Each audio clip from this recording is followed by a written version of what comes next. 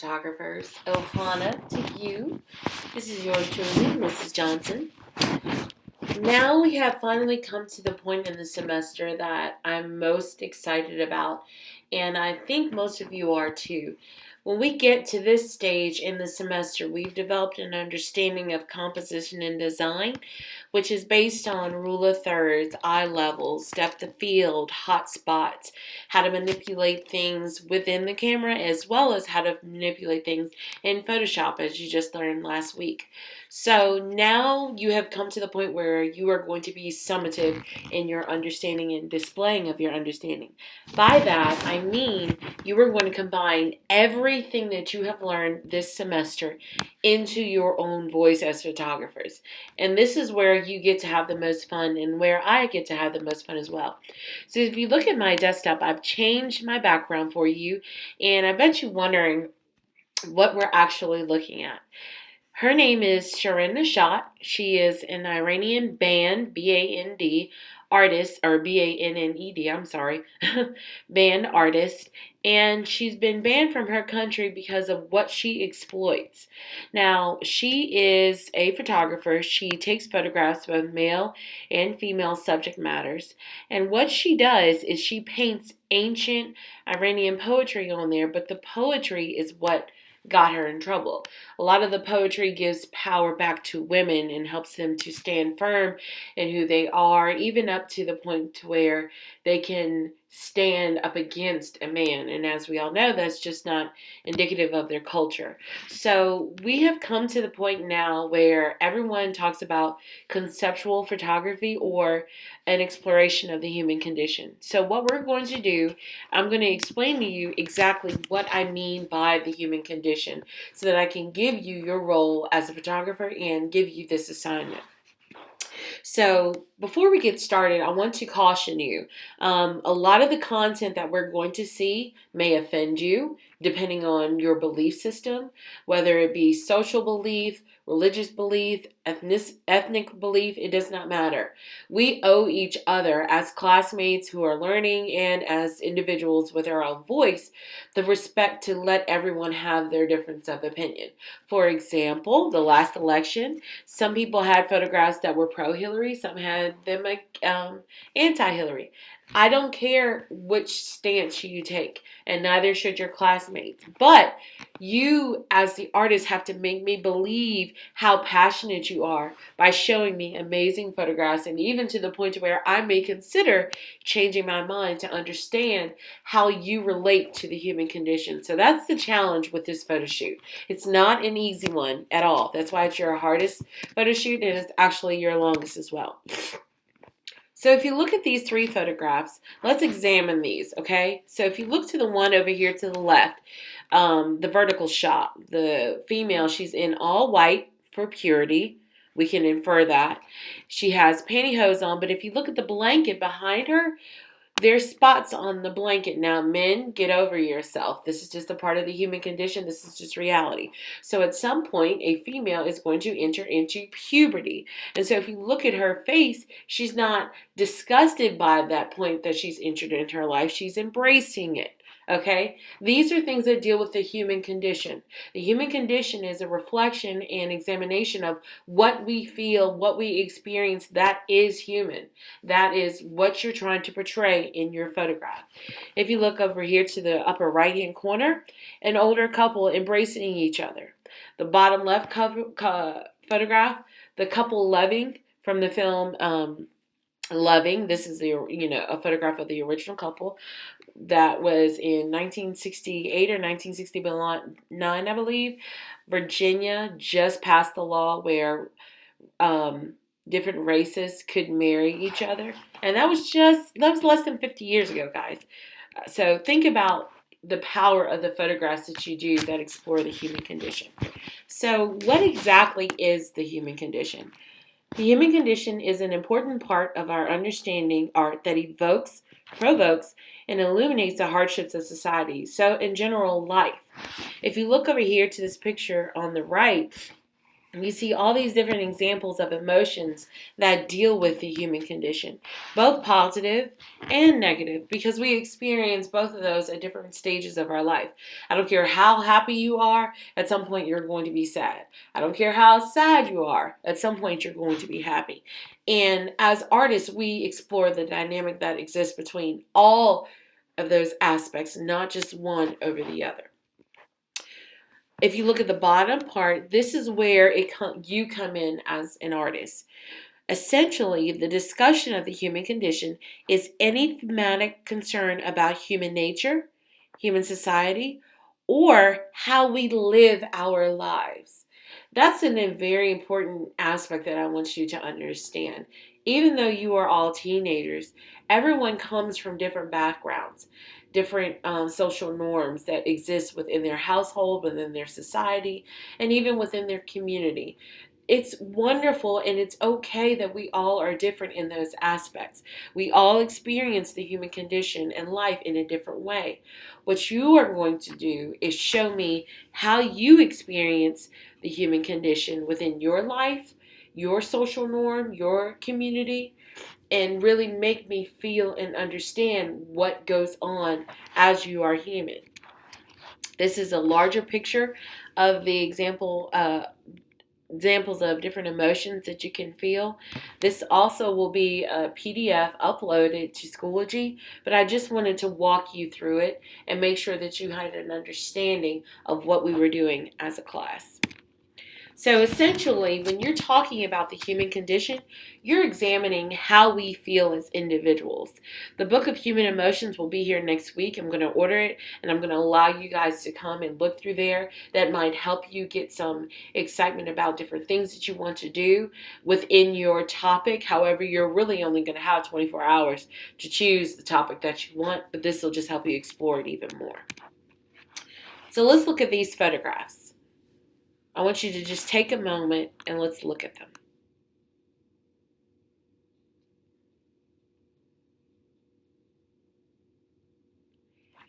Now, as I look at the photographs, you can see the sense of humanity within each one, whether it's laughter, division, equality, defining sexuality, anything any of those topics that are relative to the human condition are all evident in these photographs, and they're breathtaking photographs.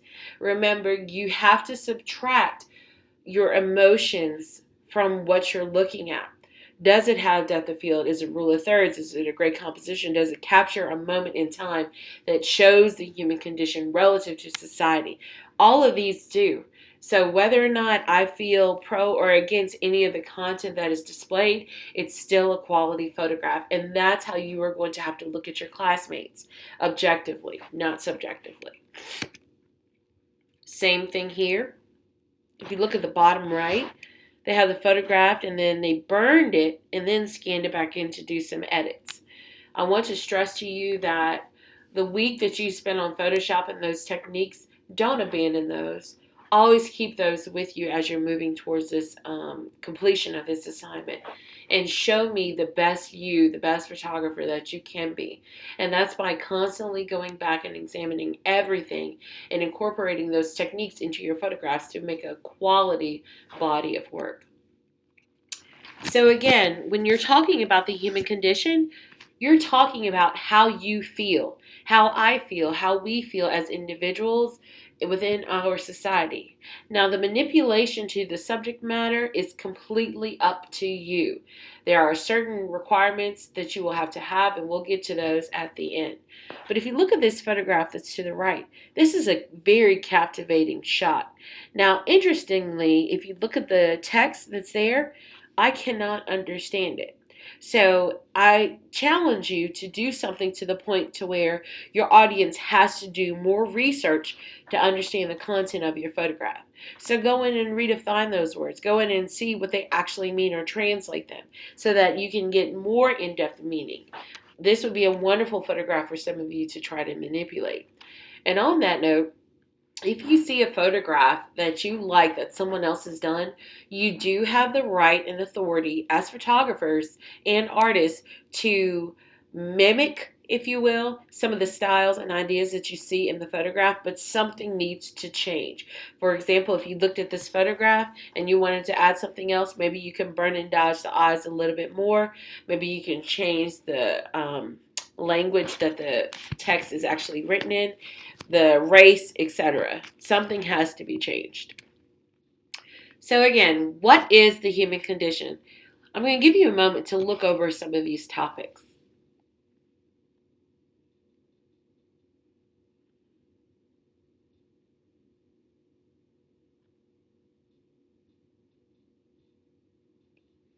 So as you're looking through these topics, you can see that the human condition explores so much of our lives, our daily lives, no matter where we come from, our demographics, our background, anything.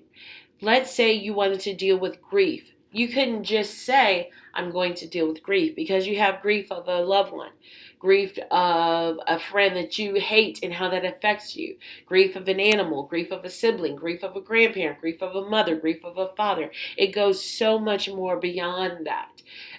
If For example, if I decided that I wanted to grieve of a parent, I might find and do a poll of 16 different people who have lost their parents and actually go try to get them to convey their emotions in my photograph. So when you choose your topic, you are going to have to be very specific. You couldn't just say bullying. It would have to be a direct type of bullying, exact to the point, so that multiple people can explore how that affects the human condition through various avenues and views. So if you look at these examples that I've included on this slide, and I apologize for sniffling, guys. Your wonderful teacher is getting a cold. You'll probably have a warm classroom tomorrow, unfortunately. If you look at these photographs again, you can see a lot of different things being implied.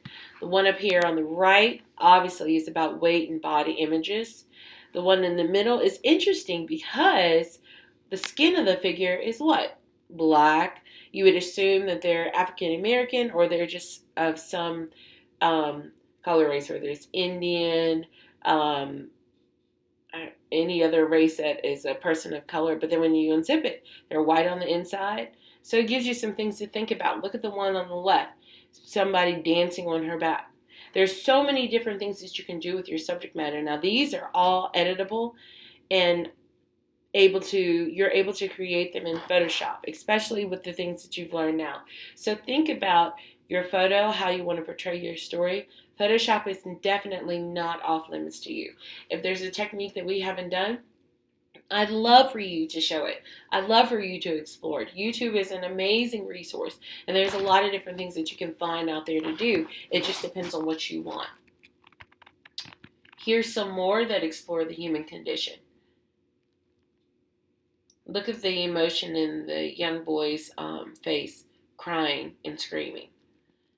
The intensity of the religious subject matter that's being portrayed in the photograph from the white, and even the stark face on the female while she's holding a cigarette, as if she was a grown adult. Now, these photographs are some from students who have graduated in the past year or so. These are subject matters that were very, very intense to them and that they dealt with personally within their own community. The male figure that is in the hospital bed and the focus that is on the vein going around his eye, this student was dealing with grief. One of her family members was dying, and she had to experience that and go through that as a student. The one on the top left was a student who was able to manipulate a face so much so that it looked exactly like the Joker from the Batman series. And if you look at the bottom right-hand corner, it's pretty evident, especially with the power of that title, saying, I love him. So we're talking about gender and sexuality issues that people deal with. This is another beautiful photograph of the human condition, specifically how people live. Now, let's talk about what you can and cannot do in the photo shoot. Yes, I want you to explore. Yes, I want you to be amazing, innovative, and creative. However, I want my job. You are not adults yet, so let's have some disclosures, shall we? Number one, no drugs, no nudity, And it says in parentheses females, but that really is female and male.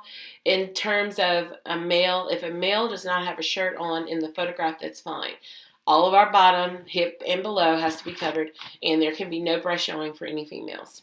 Alcohol is definitely prohibited, and violence. What is okay is a bare back, stage scenes, or Photoshop images, but also shots must be your own.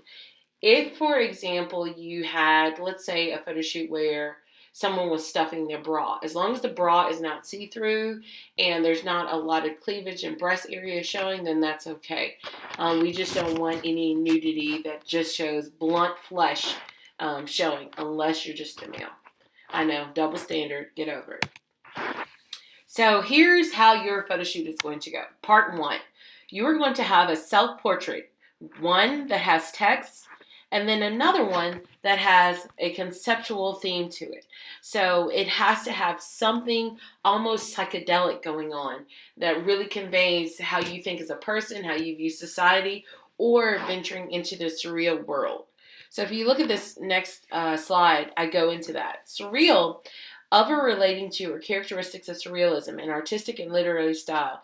It's disorienting, it's almost like a dream, almost hallucinatory.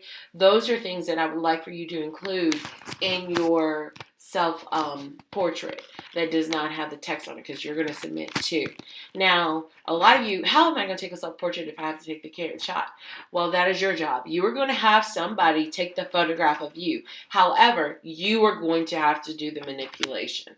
Unless you have a timer on your camera, and if you have a timer on your camera, that's great. You can do that on your own. Otherwise, you have someone else take the portrait of you. Okay? Now, if you look at some of these, like this one right here, this is on a solid background, that's fine. Or if you want to be out in an environment, that is completely up to you. Okay? Completely up to you. That will just work fine. Now, if you look at this photograph, going back to what I just said about nudity, nothing is showing on these. Okay? So something in this context would be completely fine. Part 2 is thematic exploration of human condition relative to a topic, and you have 16 shots. So in total, the whole photo shoot will be 18. These are 4 examples from students that I've had in previous years, and I'm actually going to go through and show you what these are. So I'm going to hit escape, and let's go through some of these. I'm going to pull some up. This is a student who, she's actually a senior this year. She did an amazing job. Her name is Shelby Singletary. Shout out to Shelby. I love you, darling.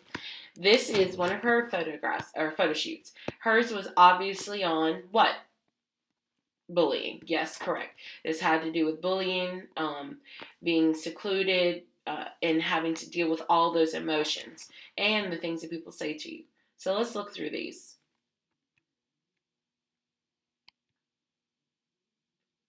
Very breathtaking shots. Not all of them have subject matter in there. And she made these in black and white. And a lot of the photographs that you're going to look at, you see her in black and white. Now, there's absolutely no mandate for your photographs to be in black and white. However, what the black and white does is strip color in the sense of race from it so that everyone can relate to it. Okay? Now, on this, if you have a topic like this, you're going to have to pick your models well, because your models are going to have to really, really show that emotion. Look at that beautiful depth of field. You see everyone in the background is blurred out and she's completely in focus. Shelby did an amazing, amazing job. And she shot this at school and at home. Now, during this time of the photo shoot, you will have some class time to shoot, and you will have a lot of home time to shoot. Let's look at one more. Let's see whose this is. This one is by Zakylan Johnson. His was on, I think, his was on technology and how technology ends up taking away from people's emotions, and they really get kind of engulfed into the world of everything that goes on, whether it's the social media or anything like that. So if you look, he really incorporated the Bible, which is really important to him. And he has a variety of ways to display, or depict rather, this concept, this theme. He did a beautiful job. He used his brother and sister, siblings, and I believe he used some of his classmates as well. And this photograph actually won an award. All right, let's escape out of here. I think I want to show you one more. Now, this student, she won quite a few awards, actually, in Scholastic Art Competition. Very beautiful shots. This is the shot that won, and this is the shot that won. If you look outside my door, it's actually hanging. This shot was amazing. So again, obviously the model doesn't have a bra on, but nothing is showing on the breast, so it ends up working fine.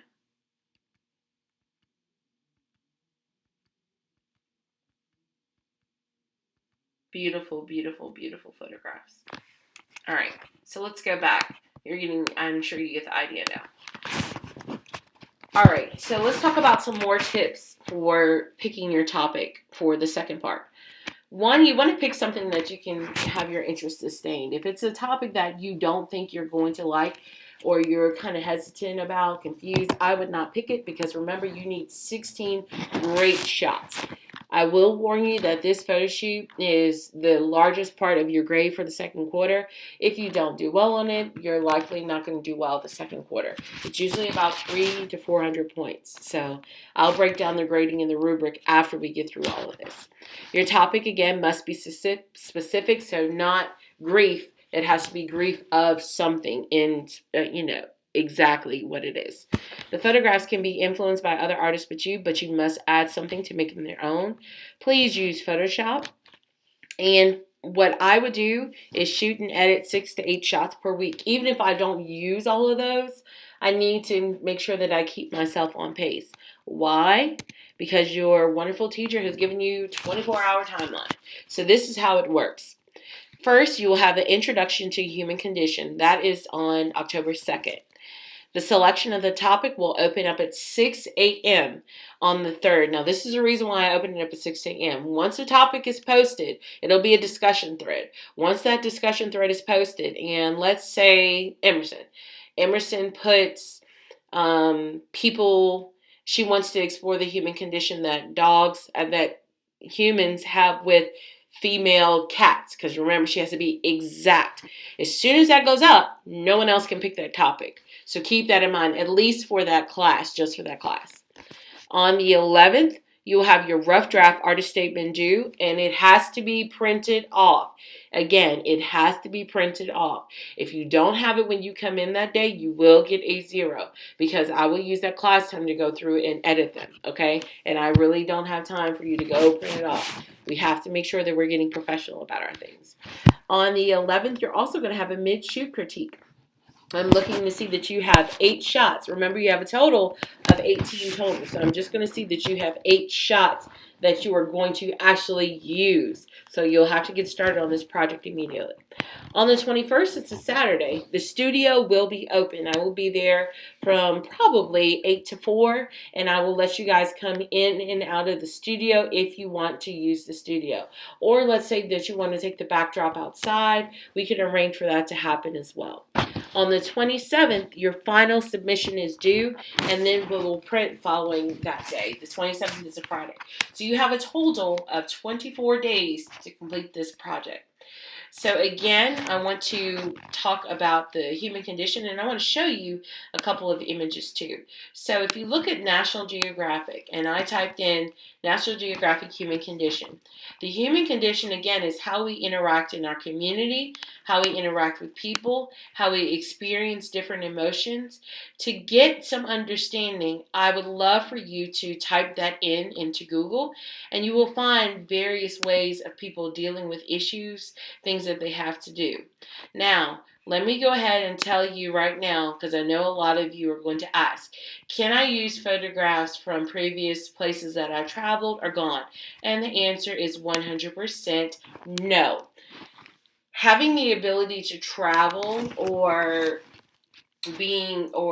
going to different areas doesn't give you an advantage of having human condition, because there's a human condition that exists right here in Oxford or right in your household. You have got to find that story and show that story through your local environment. That is what the challenge is going to be. So unless you go to India in these 24 days, then no, the answer is no. You have to use the shots that you staged from this time. Okay? So now I'm going to turn you loose. I'm going to allow you to ask questions and discuss about what the human condition is. But more importantly, I want you guys to think. And remember, this is a very, very big photo shoot. You do not have time to waste at all. We will talk about the rubric following this video, but now I'm going to let you go so you can start to think and figure out what you want to do as individual artists. All right? Love you much. Ohana.